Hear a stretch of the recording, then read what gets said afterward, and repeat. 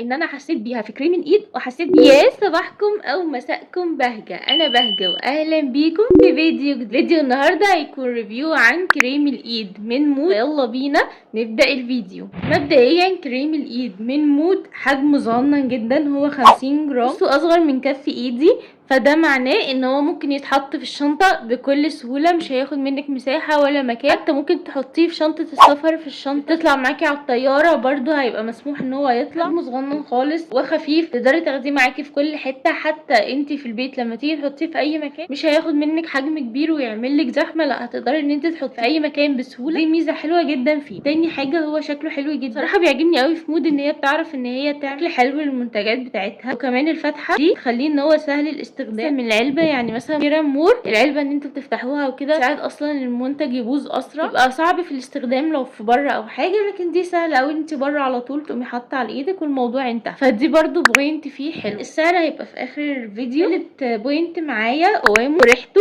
ولونه يعني وشكله. اول حاجه اوريكم شكله. بصوا هو لونه بينك كده، مش عارفه اوضح لكم ولا لا، بس هو لونه بينك، فيعني لونه حلو وظريف.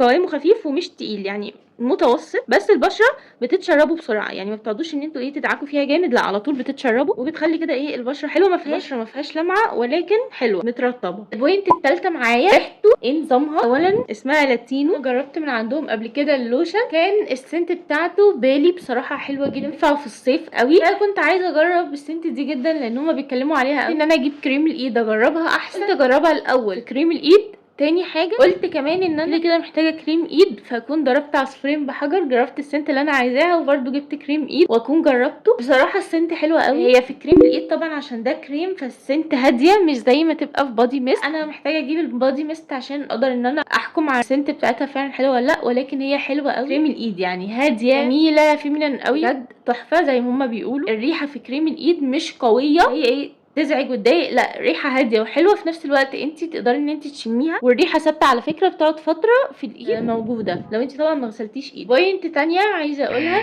ان انتوا لو عندكم حساسيه، اكزيما، حبوب، اي حاجه، ما افضلش ان انتوا تستخدموا الكريم ده، لان زي ما قلت لكم ان هو فيه ريحه، في برفيوم، يعني حتى لو البرفيوم مش قوي او نسبته مش قويه ولكن ستيل هو فيه برفيوم، فده طبعا ممكن يأذي ايديكم، يعمل لكم زي حرقان او مضاعفات تانية.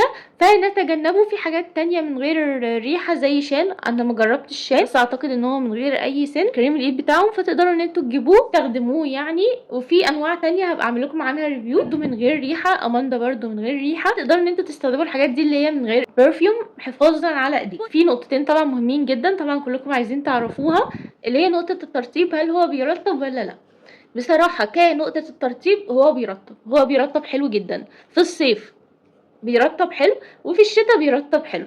انا بصراحه كنت جايباه في اواخر الشتاء، فما لحقتش يعني جو الشتاء قوي، بس في يوم في الصيف ايدي كانت ناشفه قوي جدا جدا، حطيته بصراحه رطب ايدي كويس. فهو حلو في نقطه الترطيب، مش احسن حاجه، مش هيديكم الترطيب الواو اللي مفيش زيه، ولكن حلو على سعره، حلو على حجمه، حلو ان هو بيديكي ريحه حلوه. فالترطيب بتاعه بصراحه حلو، احسن من منتجات تانية هي مخصصه للترطيب وترطيبها قوي بس ما بترطبش حلو. فهو ترطيبه متوسط، لا ضعيف قوي مش هتحسي بيه، ولا قوي قوي اللي هو مثلا لو ايدك ناشفه وجافه وفيها قشور او كده، مش اللي هو هيخليها فله، لا هو متوسط، هيرطب معاكي لما تحطيه، بس الترطيب متوسط، لا ضعيف قوي اللي هو ما نجيبوش، ولا واو اللي ما فيش زيه، لا هو حلو كترطيب متوسط. فبصراحه عجبني يعني، حلو كترطيبه، مش ازمه كبيره، تقدروا تستخدموه في الصيف او حتى في الشتاء كده، عايزين حاجه سريعه وانتوا بره هينفعكم جدا. بس في بوينت بقى هي اللي انا حابه اتكلم فيها، وبصراحه البوينت دي حيرتني لان انا حسيت بيها في كريم الايد وحسيت بيها بادي اللوشن بتاعهم. انا قلت قبل كده في الريفيو اللي عملته لكم للبادي لوشن، هسيب لكم اللينك بتاعه تحت في الديسكربشن بوكس، ويعني ممكن يطلع لكم في الاي اللي هتظهر فوق، وكمان احتمال اسيبه لكم يعني في الكومنت المثبت، او خشوا في الشانل بتاعتي هتلاقوه. يعني حسيت ان البادي لوشن بيلزق، خصوصا لو انتوا هتحطوه على ايديكم مثلا بيلزق قوي، فقلت ان لازم الجسم يبقى مندي علشان ما يلزقش، ولكن هو مميزات اكتر تخلينا ان احنا نتغاضى عن نقطه التلزيق دي، فاستخدموه على جسم مندي. ففي بنوته قالت لي ان هو ما بيلزقش، بس انا معايا حسيت بتلزيق رهيب. كمان كريم الايد ده حسيت ان هو بيلزق، يعني مثلا الكميه اللي انا حطيتها في بدايه الفيديو هتخليكم ان انتوا ايه، ما تحسوش الكميه دي، هتخليكم ان انتوا ما تحسوش بنقطه التلزيق قوي يعني، بس هيبقى فيه تلزيق برضو. لو حطيتوا بقى نقطه اكتر، عايزين ترطيب اكتر وعايزين كميه اكتر لكل الايد، هتبدا تبان مشكله التلزيق قوي. يعني دلوقتي بدات احس ان فيه تلزيق، بس يعني اللي هو ايه، تمام عادي، الموضوع بالنسبه لي عادي، التلزيق مش عامل لي مشكله، بس لو الكميه زادت التلزيق بيزيد. وكمان في الشتاء الواحد بيحتاج كميه اكتر عشان يعني يقدر ان هو يرطب ايده كويس، لان ايده بتبقى ناشفه قوي. فبصراحه يعني انا في الشتاء حسيت بتلزيق رهيب قوي، لدرجه ان انا يعني دلوقتي في تلزيق اهو، لدرجه ان انا ما بقدرش احطه في اليوم العادي، لازم احطه اقوم نايمه، اصحى الصبح اغسله. تمام. لكن ان انا احطه وافضل ان انا احطه طول اليوم، الموضوع صعب قوي. بحس بتلزيق، لا في تلزيق، انا حاسه ان في تلزيق، مش عارفه انا بس اللي حاسه بكده ولا انتوا كمان بتحسوا بكده. فياريت لو اي حد بيحس ان منتجات مود سواء البادي لوشن او الهاند كريم بيلزقوا، يا ريت يكتب لي تحت في الكومنت، بحيث ان انا احس ان مش انا لوحدي اللي حاسه بالموضوع ده. هو سعره كام؟ هو سعره كام؟ في حدود 50 جنيه 55 جنيه، فسعره حلو مقارنه بانواع تانية موجوده في السوق يعني. فبالنسبه لي ان هو حلو. طيب مجمل الموضوع، هنجيبه ولا هنسيبه؟ انا من رايي هاتوه. هو حلو كريحه حلوه جدا، طبعا في اكتر من سنت تقدروا تختاروا اللي انتوا عايزينه، بس دي عجبتني قوي، هاديه وفيمينين قوي. بالي كده ريحه منعشه وحلوه، فبصراحه الاتنين عجبوني قوي، بس بالي اكتر، بس يعني الاتنين حلوين، تجربوا يعني اي سنت تانية. فريحته حلوه، ثابته في الايد، موجوده يعني مش بتروح على طول، تقدروا تشموها، في نفس الوقت مش قويه، بيرطب حلو.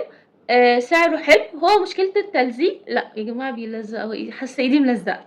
هو مشكلته التلزيق، ومشكلته كمان ان انت لو عندك اكزيما، جروح، حبوب او كده، ممكن يلهب ايدك شويه او يتعبها او كده. فلو انتوا ما بيلزقش معاكم منتجات مود، هاتوه على طول. ولو ما عندكمش اي حاجه في ايديكم، يعني ايديكم تمام ما فيهاش اي حاجه، هاتوه برضو. لكن لو عندكم حاجه من الحاجات اللي انا قلتها ما تجيبوش. ولو حسيتوا بتلزيق زيي، ممكن تجيبوه تحطوا نقطه بسيطه قوي على ايديكم، بحيث ان هي ايه، تدي ايديكم كده انتعاشه وريحه حلوه وكده. بس فانا من رايي المجمل هاتوه، ترتيبه متوسط وحلو، وسعره حلو، وهيقعد معاكم مده كبيره. لو انتوا بتحسوا بتلزيق زيي فبتستخدموا كميه بسيطه، فهيقعد معاكم مده حلوه، وشايفاه حلو ولطيف وجميل. فده كان رايي المتواضع البسيط فيه من خلال تجربتي. لو جربتوه ممكن تقولوا لي تجربتكم ورايكم، بحيث ان احنا نتشارك الاراء، وبحيث ان كلنا نستفيد. وطبيعي ان عادي يبقى رايك غير رايي. فده كان فيديو النهارده. لو فيديو النهارده عجبكم، يا ريت ما تنسوش تعملوا لي لايك، شير، تشتركوا في القناه، وتفعلوا زر الجرس عشان يوصلكم كل الفيديوهات الجديده.